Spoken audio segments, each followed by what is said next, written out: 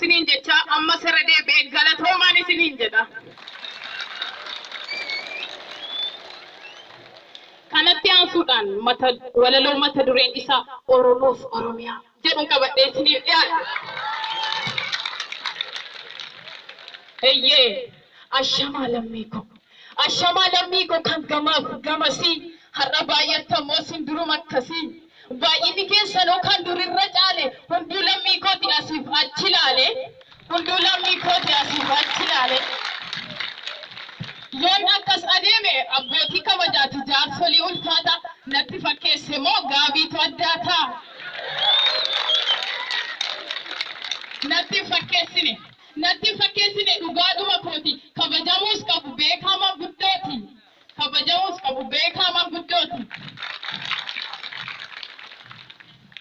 aadaan hawaasa keessa